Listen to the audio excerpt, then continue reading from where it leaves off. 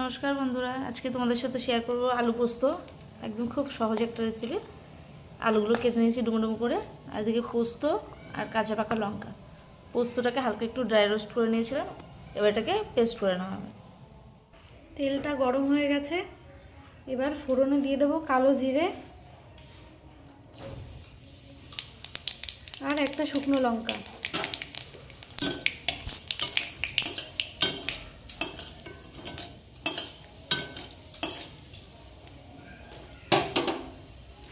এবার আলুগুলো দিয়ে দেবো।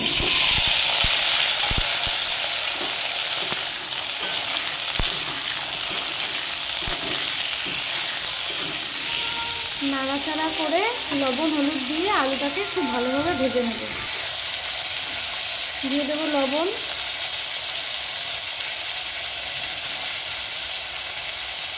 আর দিয়ে দেবো হলুদ। তোমরা হলুদ চাইলে নাও দিতে পারো।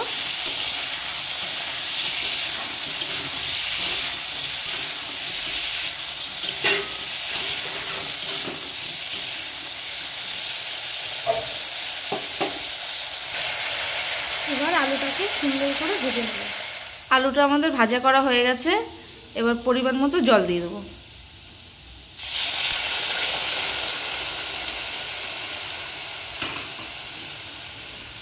এবার এটাকে একটু সিদ্ধ, মানে আলুটা সিদ্ধ হয়ে গেছে অর্ধেক, আর বাকিটা সিদ্ধ করে নেবো, ফুটিয়ে নেবো ভালো করে।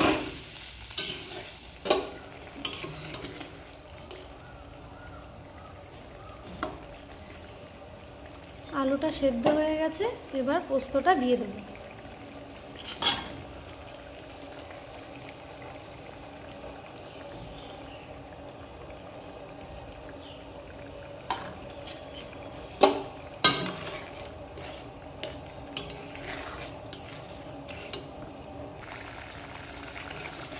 ভালো করে নাড়িয়ে চাড়িয়ে গ্যাসটা একদম লোতে রেখে 3 থেকে 4 মিনিট ফুটিয়ে নেব।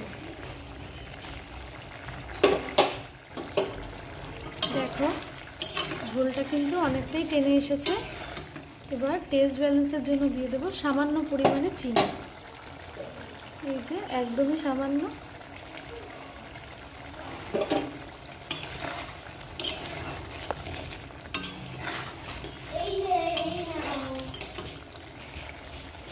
পোস্তটা তৈরি হয়ে গেছে, এবার ওপর থেকে অল্প একটু কাঁচা তেল ছড়িয়ে দেবো।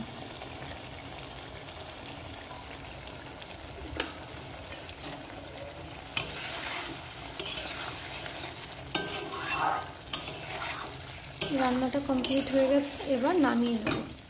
আলু পোস্ত হয়ে গেছে। তোমাদের কেমন লাগলো জানিও। ভালো লাগলে লাইক কমেন্ট শেয়ার করো, সাবস্ক্রাইব করে পাশে থেকো। ধন্যবাদ।